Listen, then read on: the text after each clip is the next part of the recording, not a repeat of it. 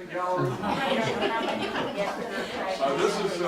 It's really nice to see such a great turnout. Thanks for coming and thanks for participating in National Nutrition Month. We have Martha here to do some quinoa recipes for us, a demonstration, and then afterwards Anita and I and the rest of our staff will be serving soup, and it'll be a vegetable-based meal. Anybody who feels brave can go ahead and try it, but you don't be frightened by it, because there's nothing in it that can harm you other than maybe giving you a little gas. There's no milk products, there's no gluten, and there are no animal products for you vegetarians. So it's very tasty. You can design your own soup by picking the broth and taking the broth and then adding sweet potatoes, various kinds of beans, quinoa, the greens, whatever appeals to you. So this will be a hearty, nutritious soup. And one of you just told me that she was doing a whole lot better with her diabetes with the Dr. Furman's program, Eat to Live, and we're seeing that time and again. And I was thinking on my drive out here about the 4 pillars of health that we keep reiterating over and over again, that those are the key to good health, is the pillars of nutrition, number 1, and there's a reason to have that number 1. It's because what goes into our bodies really is so crucial to our well-being. And then the second one, exercise or activity. Our bodies are designed to be in motion, so we all need to be exercising, and we need to find something that we enjoy doing, even if we're disabled, even if we're wheelchair confined. There's something you can do to keep your body in motion, even if it's only your upper body. Then the care of mind and spirit, that's an incredibly important health factor for us, because so much of what happens to us and what we perceive and experience is up here and in here. So those are critical things. So last but not least is me in the healthcare system, which is the least important. I got to tell you, driving by the hospital and thinking we spend so much of our resources on hospitals, medications, procedures, and so little on this kind of stuff. Getting a registered dietitian here, certified diabetic educator, and she's also a master chef. And this is the kind of people we need in every doctor's office, in every hospital floor, because it's so crucial to our well-being. So without further ado, take it away.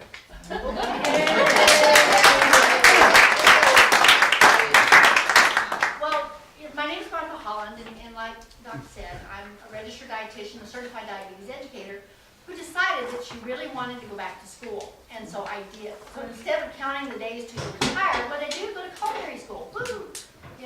So am I doing everything I believe in right now? No, I'm not, because I'm in school, and the word on blue stands for lots of cream and butter.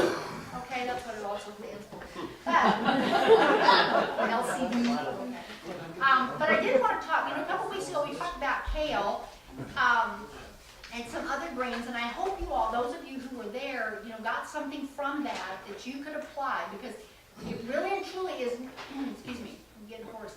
It's not so much about my telling you what to do as it is you're obtaining information and then deciding how you're going to incorporate that into your lifestyle and into your preferences, okay? So it is about a combination of things, but so many things in our society are not healthy, and it's true. What you put in your bodies, I've known people who would do lots of things, but they might not quit smoking, or they might quit smoking, but they're still going out for bacon double cheeseburgers and stuff, and it's just, it all goes it all goes together. Okay? So anyway, we're going to talk a little bit about grains today. How many of you have ever messed around with quinoa, cooked with it? Okay? Quinoa's been out there now. It's been around for quite some time. And it's a really nice grain. This is the first grain I always like to talk about, because most people have cooked rice, you know, just plain old white rice, okay? 2 cups of water, 1 cup of rice, 15, 20 minutes later, you've got rice. Isn't that how you cook rice? Okay, that's how you cook quinoa. It's just as easy. So it's something that people can relate to. What's interesting now is that it comes in red, red quinoa. The nutrition information really is not that different from the white to the red. And then there's now black quinoa. And it's basically just brick red, is what it is, okay? The nutrition for each of these is about the same. But it adds variety to things, okay? And the dish we're going to cook today, I've already cooked one ahead, and then I'll show you how I put this together. But this is really easy to find now. These are from Walmart down in Anthem, okay? So I don't know if your Walmart has these, okay? The rest of these came from either Sprouts or Whole Foods. But again, we're going to cook with quinoa today. The other thing, too, to talk a little bit about is amaranth. Anybody mess with amaranth at all? Okay, okay.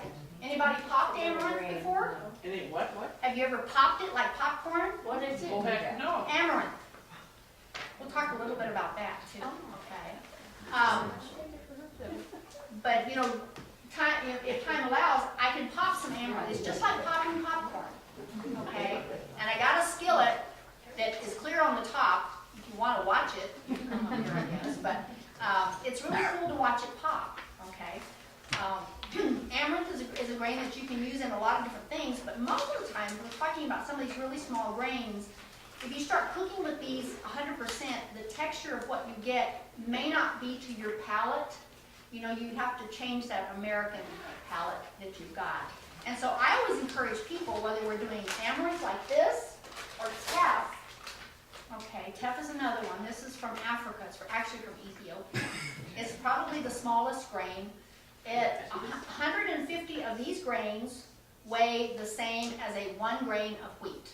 That's how small it is. Okay, and it wasn't until this last century, the 20th century, that this even came over from Africa, because it's grown by indigenous people that are just really separated from the rest of the world.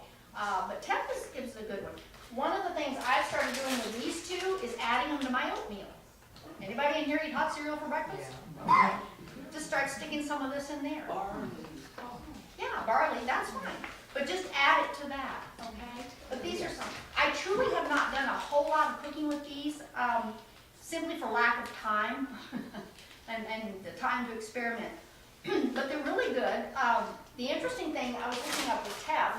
Now, I know I told you all a couple of weeks ago, I live in a home right now. I'm living with my kids. And when I go to school. And theirs is the standard American diet. Okay? Seriously. Okay? So I was looking at teff, trying to learn a little bit about it. And I noticed on the bag it said 10% of your RDI for calcium on here. And now that's kind of interesting, because most people don't. What do most people think calcium comes from? Dairy. Ah, yeah, okay, I hear the right answer. Okay. But that's not necessarily true. Okay. So I went in their freezer, because cheese is a big issue in that house. And I found a block of reduced fat Swiss cheese. And I looked at the nutrition information on that, and that had 20% of your RDI for calcium. But think about it, this little bitty bag, this little bitty serving, and it's 1/4 of a cup dry, okay, has 10% of your calcium for the entire day. It doesn't have, it has 1 gram of fat, but no saturated fat, okay, because grains do have some oil in them. But it didn't have any saturated fat like the cheese had, okay? So, and the other thing I like to tell people too is that those people that eat a lot of grains don't have osteoporosis. If you talk about third world countries where they're just barely getting by, they don't develop osteoporosis like we do.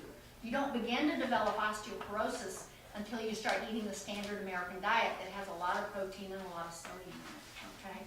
So, you're not missing calcium even if dairy decides to go bye-bye.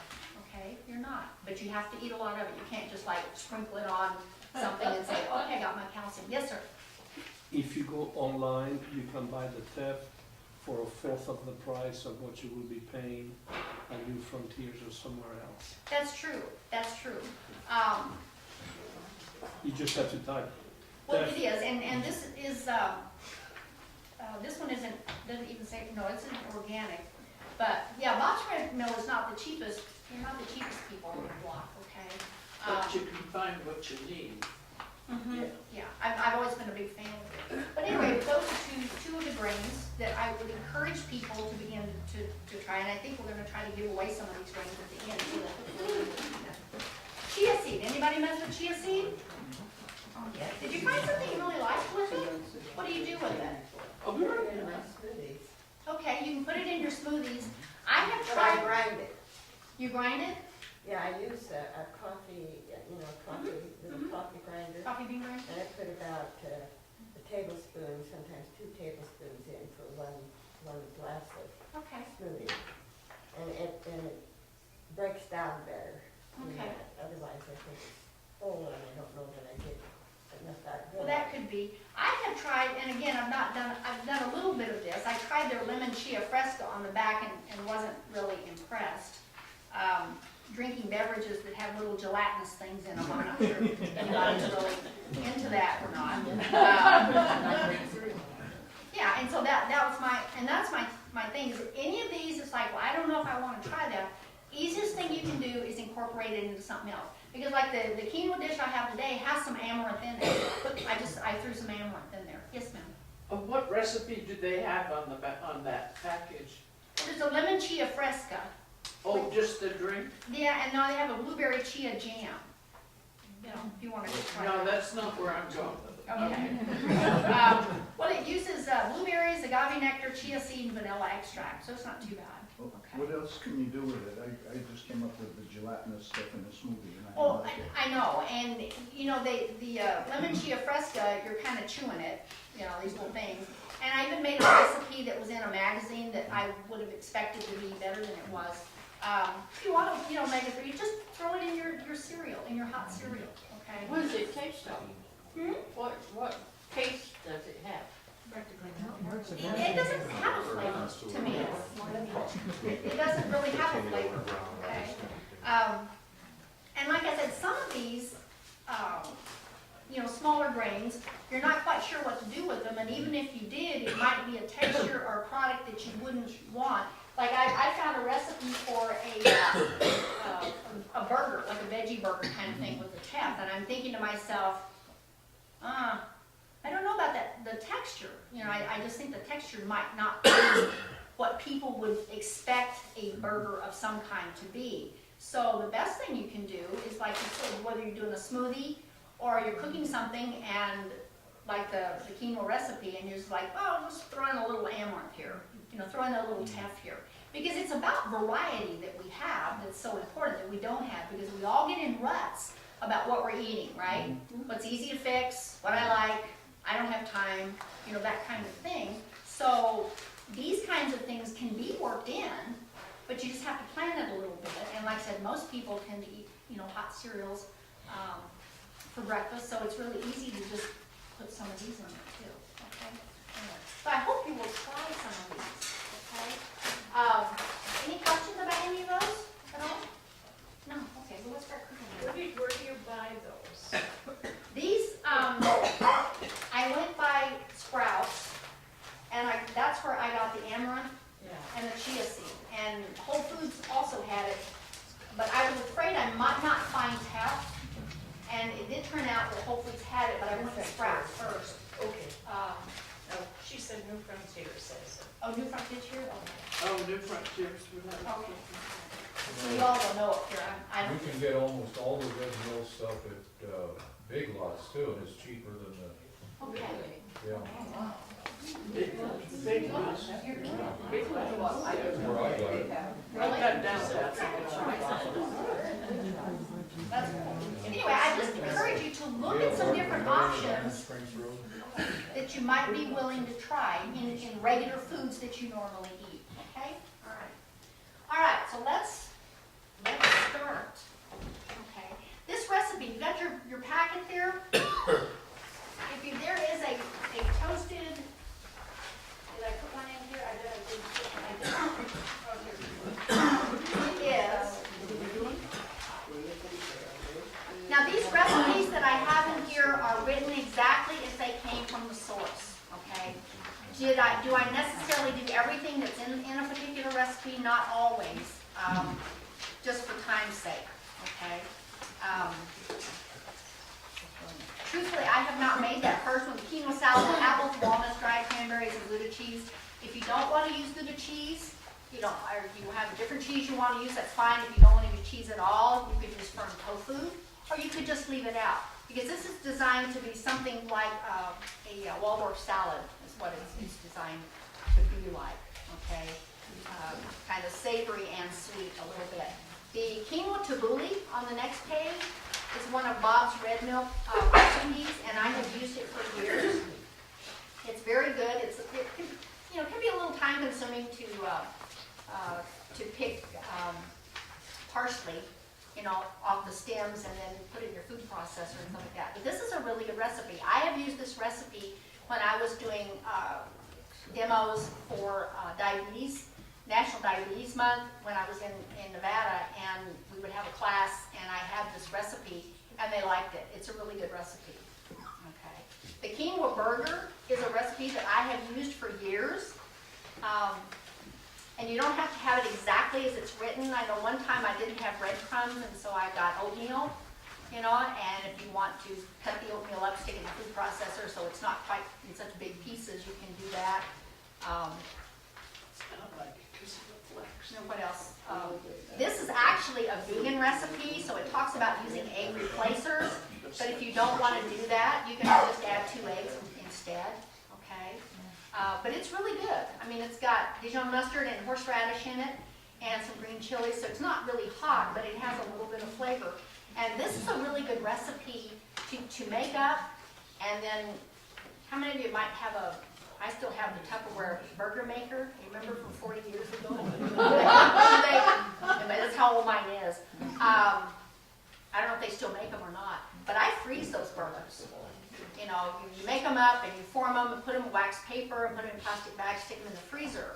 And it's much nicer to go into the freezer to fix yourself a veggie burger without pulling out a Morning Star, kind of thing. Yes, a question. Yes. The cumin that's in here, do you taste it? I don't care for cumin. Well, then you don't have to put that in there. I don't think What would you substitute? Anything that you? any flavor you like. You could put anything you want in there. Cumin and the chilies, it's got horseradish, so it's not like Southwestern, but it's just spicy. That cumin, which is only 1/4 of a teaspoon, which isn't very much, so I don't really think you'll taste it, okay? But your taste, Yeah. if you don't like it, you might taste it. Well, what I normally do is just cut it in half, so it gives it something, but I don't taste it. It adds depth to the flavor profile on the recipe.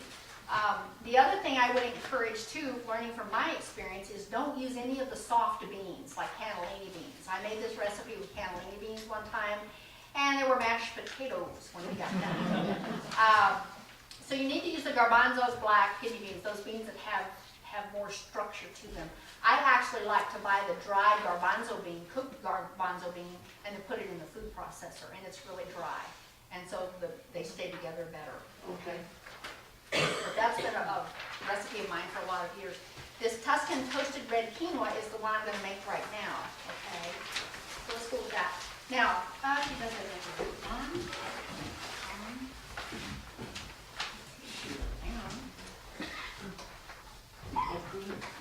Take it off one, that's it. I'm trying to remember. I hope that's not a miss.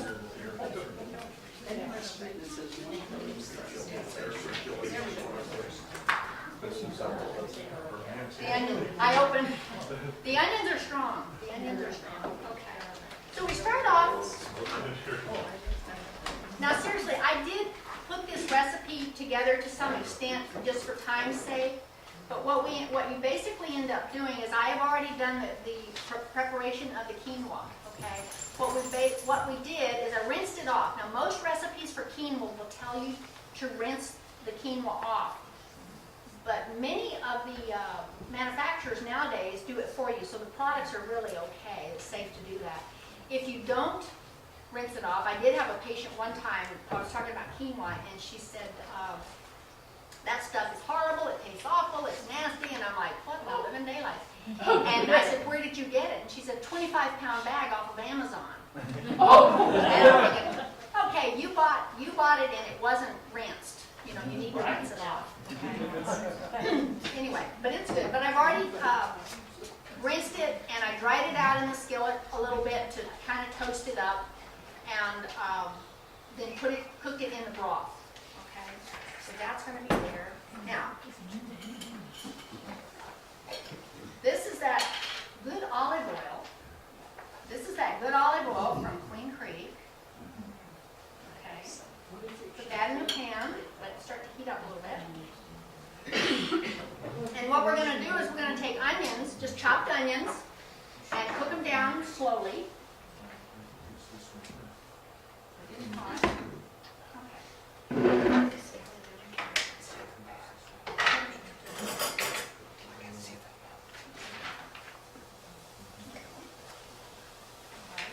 And you want to cook onions. Burl onions, we put them in a pan sometimes, and we just want them to cook and be done in a hurry so we can move on.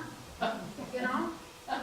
Burl guys, you know, but what you want to really do is take a few minutes, put them in the skillet, and cook them, and you want them to start to turn brown, just a little bit of brown. Because the whole idea, toasting adds flavor. You know, whether you toast your quinoa a little bit, dry it out, and like when you put it in the skillet and after you've rinsed it, and you're just stirring it up and stirring it up and stirring it up, then it begins to smell a little bit nutty. You know, so you're toasting it a little bit, and it helps spread the flavor out, okay? And the same is true with onions. You just want to toast them up a little bit. It'll take a couple of minutes. And then at the last minute, we're going to go ahead and put in some garlic. Yeah. Yes, garlic, yes. Man after my own heart. Okay. Because you never want to put garlic in when you put the onions in, because the garlic will burn. Okay, it doesn't take anything at all to burn garlic. And once you burn the garlic, it does not taste the same. Okay, so you don't want to burn garlic. Onions have a better flavor when they get a little bit brown. The sugars in them begin to caramelize, and they taste really good. That is not the case with okay. So anyway, so basically you're just cooking it down. And then what I've also done, there's a dressing for this recipe. At the bottom, it starts talking about 2 tablespoons of the extra virgin olive oil and 2 tablespoons of lemon juice and a teaspoon of the lemon zest. Okay, and a little, I don't think you can put salt and pepper in there. Okay. Anyway, but that's the dressing. That's the dressing we're going to put on it.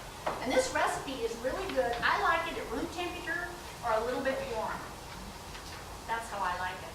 Okay, this may be a little bit cold today, but it's a really good recipe. I took it to, we had a potluck at school one day, and I'm known for being the oddball. Okay, I can tell you that right now. I'm known for being the oddball, and I like that designation. Anyway, I thought, well, what can I take to this potluck that isn't going to be so different that all these meat eaters, butter lovers, and cream lovers, you know, would think it's okay. Well, this is the recipe I took, and there were no leftovers, and people asked me for the recipe. So, yes. Anyway, so just keep doing that. And then at the end, now, anybody ever use sun-dried tomatoes in their cooking or anything like that? Anybody like sun-dried tomatoes? It's almost up there with garlic in my pantry, okay? But this is what we're going to add at the end are the sun-dried tomatoes and chopped fresh basil. Okay? It's really good. It's really good. Okay.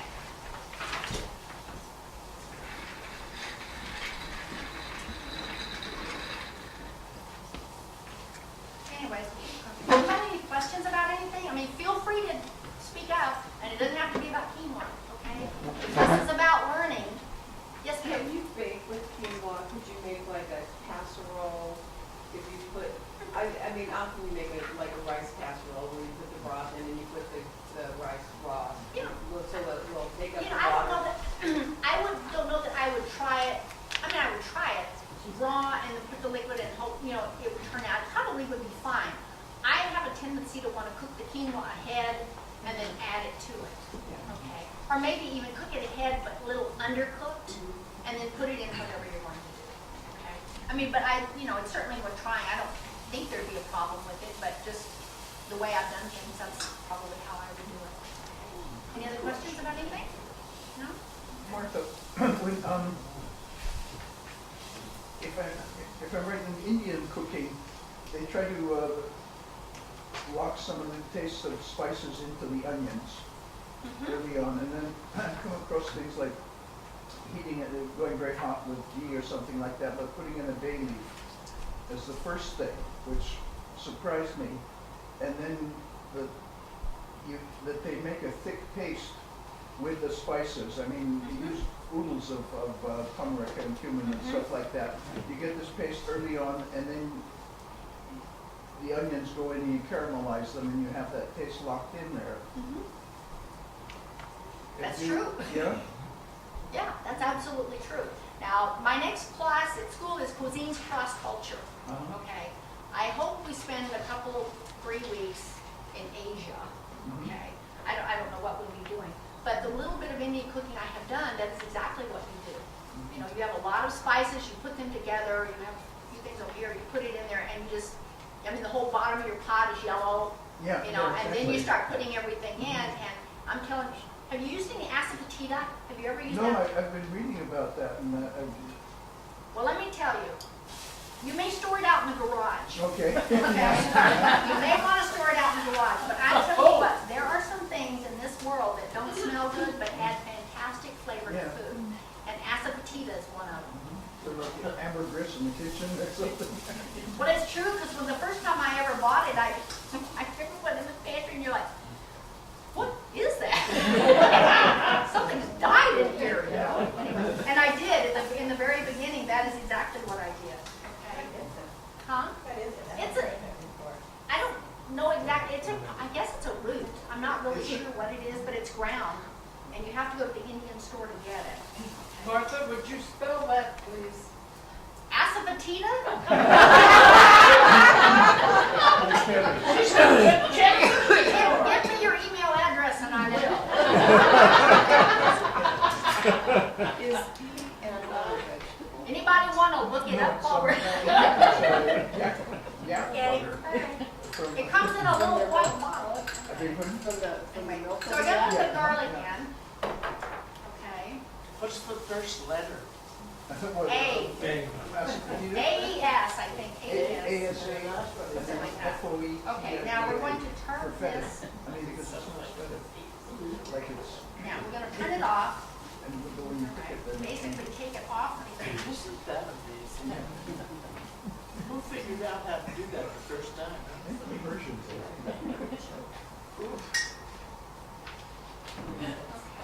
Now, what we're gonna do is we're gonna take the cooked onions and put them in this bowl. The spelling of asafoetida. Oh. Asafoetida.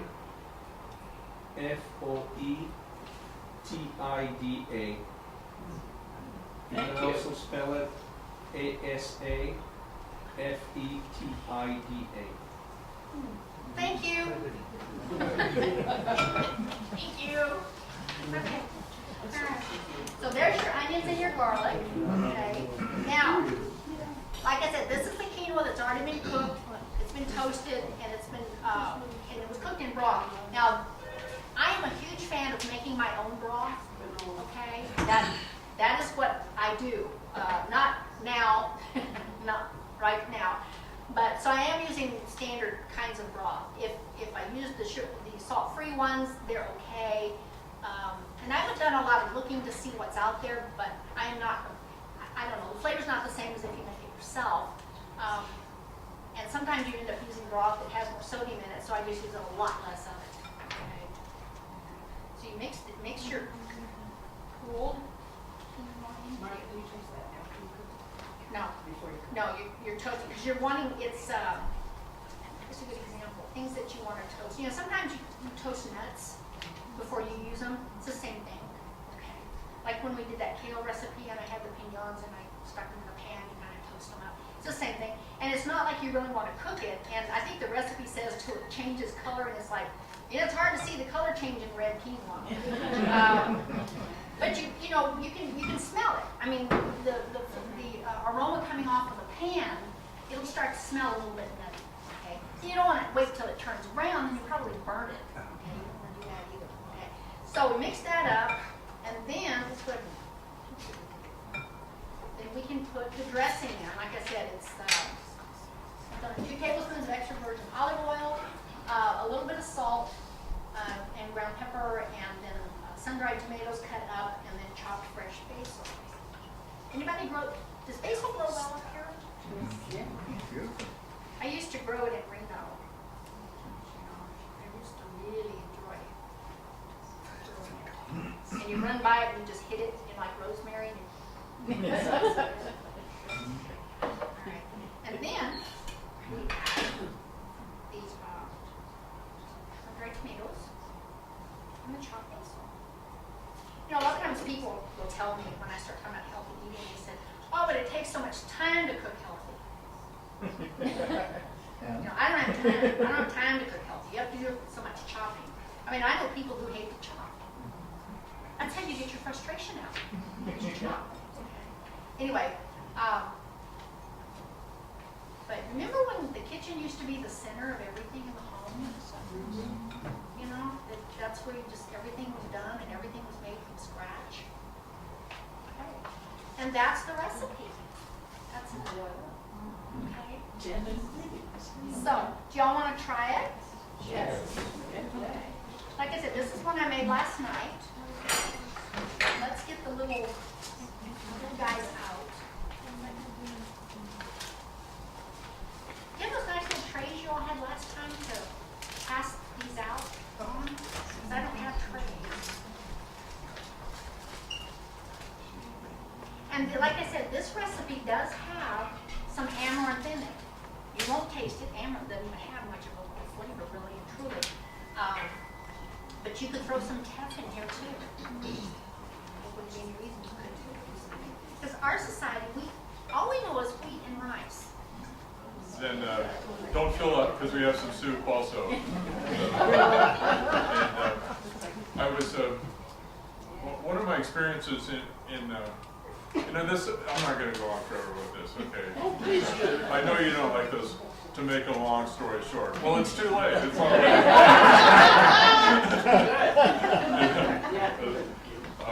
there's one of my experiences in college was working at the Desert Research Laboratory in southern Nevada, and the professor there who helped interest me in medicine was named Dr. Dill, and he was an old Harvard professor, and he was old at that time, back in the 60s, and he reminisced about the 1930s when they were building Hoover Dam.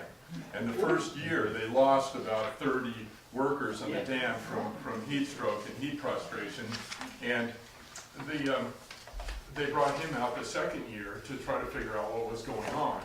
And he was a pretty humble man, and he did introduce salt tablets to the workers, but he claimed that really it wasn't the salt tablets so much, it was the fact that they now had air-conditioned dormitories to live in and air-conditioned buses to take them back and forth to the canyon.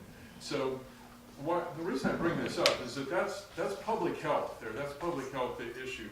And when we look at the problems with healthcare in America today, they're really not so much about the pill for the ill. We've got most of the infectious diseases under control, the immunizations. What we have is these lifestyle diseases of inactivity, overweight, diabetes, that kind of thing. And when Olivia and I were doing our little talk related to Heart Month, which was last month, we came up with a really interesting bar graph that showed the contribution of different aspects of health that could help your heart. And the one for access to care, meaning which pill are you going to take for cholesterol, which pill are you going to take for your blood pressure, which pill are you going to take for diabetes, was like this tall, and for your total health, and public health in general. And the bar for lifestyle was way up here. It was just huge by comparison. And that's the point I was trying to make earlier, that what we do for ourselves, day in and day out, whether it's nutrition, exercise, proper sleep, spiritual work, work with family relationships, those kind of things far outweigh any prescription doctors ever give you. So that's why I keep harping on this. Okay, end of talk. That was pretty short story. Any questions about what we're doing so far? Passing out the goodies. All right, enjoy. While you're munching on that, are we doing okay for time? Are we doing okay for time? The other thing I wanted to show you, and I brought samples of it today, is that last recipe on the next page is an amaranth granola recipe. All right? That recipe, I changed, this is a changed recipe. I didn't write it as the recipe originally called for. Because the original recipe used 4 tablespoons of unsalted butter. Did it make it taste good? Yes. And it used cashews. You know, and eating any nut is a good nut, but I didn't have any cashews. I had almonds at home. So I put almonds in this, okay? And I wanted to just pass these samples out because I didn't really want to take the time to make it here. But I wanted you to see, and this is something that when I make it, I throw a tablespoon or 2 in my oatmeal in the morning, okay? Because it is sweet. It's a little bit sweet. It's not as, as sweet as it could be. And I had dried cranberries in there, but if you prefer, I prefer apricots, but I didn't have any apricots. So, you can change it up, and that's the whole thing about cooking. If something doesn't quite suit you, find something that works so that you can find a way to make it work, okay? But I did want to pass these out as well. But what I wanted to show you, and nobody ever heard of popping amaranth, huh? No. The truth is, I was telling Kim, I said, when I started trying to pop it, I was like, I was not successful. And so, I'm like, well, I pop popcorn, why can't I pop amaranth? So I asked one of the chefs, because it's amazing. Some of the chefs are actually knowledgeable about health and wellness.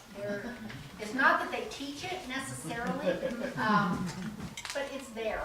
And they at least talk about it. But I had one of the chefs who's doing a vegan section, and he's always coming up showing me pictures. Look what we did today. You're not in that class, because I'm just there for a certificate. But anyway, I did have to ask one of the chefs how to pop amaranth. Okay, the key is having a really hot pot. I mean, really even hotter than I would for popcorn. Okay, but having a really hot pot. And you know what? I was wrong. Remember that nice white bowl you had, Kim? Yes, I put it back. Can I bug you again to go get it? I'm sorry. I think we're using it now, but let me look. Are you using it? Okay. What? Anything? Well, I can. Well, I didn't bring enough bowls. And then I recounted, and I said, "Yeah, you did. You brought a bowl. No, you didn't." Anyway, so let's turn it back on. Oh, turn it off lock. Turn it on.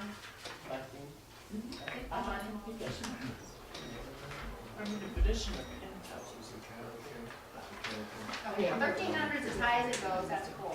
So we're going to let it. I don't know how well you can see this, but I did buy a pot that has a glass lid. So if anybody wants to come up and see it pop. Anyway, I just think it's cool. It's like, you get a new toy, and you start playing with it and having a really good time. Oh, that's fine. Thank you very much. Sorry to interrupt you. Oh, you're fine. Anyway, but all you do, you don't need oil, don't need anything. You just need a really hot pot and a lid. Because if you don't put the lid on, it's going to go everywhere. And you put a couple of tablespoons in here at a time. And then you start shaking the pot. Shake, shake, shake, shake, shake. And you'll see it pop, pop, pop. And that's what I did with this Thursday night. Okay. Could you move the hot plate maybe a little bit in the middle of the Huh? Could you move the hot plate just a little bit in the middle? Yes, ma'am. We can shift. Or we want to see it. Oh, yeah. Can you see the pot? Yeah. See the top. We'll see how well this goes. Anyway, but I'm like a little kid in a candy store when I start popping this stuff. Anyway.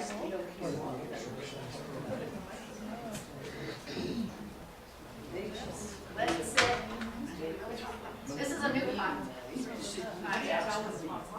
I don't know if it's hot enough, but it's getting warm. Yeah, I'm not used to cooking on induction burners. So I had a pot 2 weeks ago that they sent me the wrong pot, and you have to have special pots that you work on here. And the manufacturers are now getting to where a lot of the pots are interchangeable. So if you go to Bed Bath & Beyond, you can get one that will cook on any surface. They need to be magnetic, don't they, Martha? They need to be magnetic? Yes, it needs to be magnetic. That's what heats. Bed Bath & Beyond, you buy pot? I gotta get out. Let's see how well. Okay. Let's see how well this goes.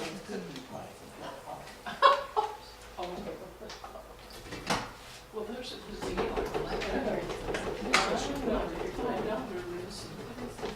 What was that you put? Camera. See, you see it popping?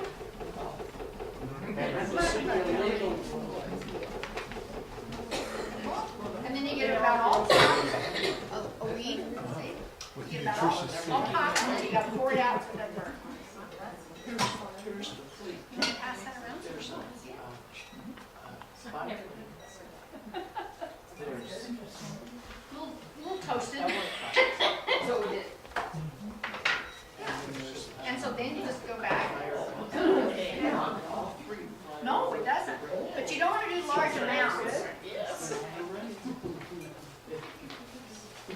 Does all this go in your resume? Here we go. You're so We're making a I don't know if you can see it popping.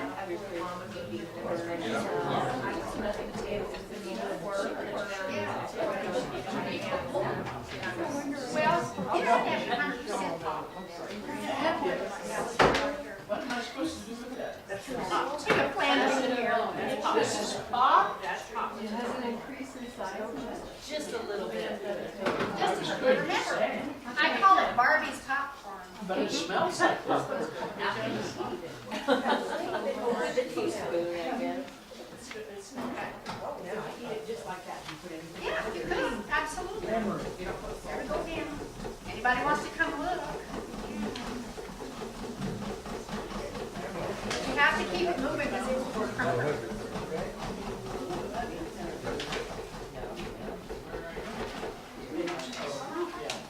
Okay.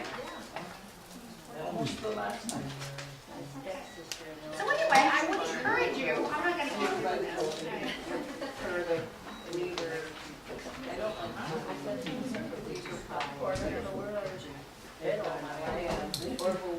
But it's really easy to do. Okay, it's just really easy to do. It's very tiny popcorn. And like I said, I've got some samples here. So this is like the culmination of the National Nutrition Month, and our theme was the taste of eating healthy. And so it was to demonstrate how you can use healthy ingredients and give you some ideas about that, get some recipes out there. And then Dan, you want to come on up? Dan and I got the soup already, and we wanted to do it. Special. Anything you do with Dan is special. Anyone can. Dan is really good at cooking beans, so he cooked the beans. The beans are cooked from scratch, although the garbanzo beans are canned. And we have a couple of different kinds of beans, sort of, so you can try this small red bean. It's not what the big red bean that they use in red beans and rice. It's a smaller red bean. It cooks faster. There's a Japanese bean called adzuki, which cooks pretty darn fast, and it's got a little bit of a sweet flavor. And so we didn't use the standard, pinto and navy kind of thing that you would normally do. We tried to get a little bit different. So we have garbanzo, little red, and adzuki beans. We have a vegetarian broth that, you guys know, you can make an incredible vegetarian broth by taking vegetables, steeping them for a long time, and then scooping out the vegetables. grinding up any of the vegetables you want to add back into the broth, or if you want a clearer broth, you just take the vegetables out and that's it for that. But I want to make it really easy, so you don't have a lot of time to cook, you don't want to spend a bunch of time on it. And these are a vegetarian bouillon cube. That's what this broth is, and it's super good, low sodium. Made it's organic. It's from England, and in England they certify things a little bit differently. So anyway, there are a bunch of different ones. This one was a no salt. You can get low salt. You can get chicken, beef, vegetarian, all these different organic bouillon. Either cubes. I use cubes, but there's one that comes in jars that you use teaspoons full as well. So I wanted to make it real simple, so you could say, this is something I can do at home. And then we also did, the sweet potatoes, which is just cut up and put on a cookie sheet and roasted at 450 degrees, stirred a few times. And those are a little bit, just a little bit spicy, not too bad. And then there's tofu, which is the extra firm tofu. I didn't do anything special to it. I didn't even get any water out of it or anything. I just, tamped it dry, cut it up into cubes, about 1/2-inch cubes. I dusted it pretty heavily with an herb mix that was, off of the shelf. I didn't, dry these herbs myself, and it really was right off the shelf. A salt-free herb mix, and tossed it with just a tiny bit of sunflower oil just to get it to stick to the tofu. And again, roasted about 450 degrees, about 20 minutes, just until you think it's done. Stir it a few times. It's super simple. It's nothing fancy. It's nothing that requires a whole lot of prep time or anything like that. So, and I also just crumbled up some tempeh for you. It's a garden herb tempeh, and I put a little bit more herb on it and crumbled it up. I'm not a huge tempeh lover, just eating it, by the spoonful, but I love it in things. And so if you want to try the tempeh in things, you remember that's it's one step less processed than tofu. So it's kind of a fermented soy. It's got more soft soy bean in it. You can actually see some of the bean in it, and it's out there too. And then, I did quinoa in my rice cooker. So there's no excuses. Seriously, you just put it in your rice cooker with exactly the same ingredients as rice. You just follow the directions for rice, put it in your rice cooker, and you're done. I use the brown rice setting instead of the white rice setting, and then that's it. I was reading the label of the quinoa, and you generally think that the quinoa comes from South America, which is where it did originate, but this quinoa was grown in Colorado, so it's almost local. So. It's grown in the San Luis Valley where I used to live. Oh, really? Okay, southern. That's why I learned about quinoa 20 decades ago. Yeah, and it's one of the crops that they're growing in Canada as well. Yeah. So anyway, we have it all set up. There's bowls that you can take as much or as little as you'd like. Come back for seconds if you need to take some off and figure something out. Okay. So, Great. Thanks for coming. And you've been sitting for about an hour. It's time to get up and move around. yes.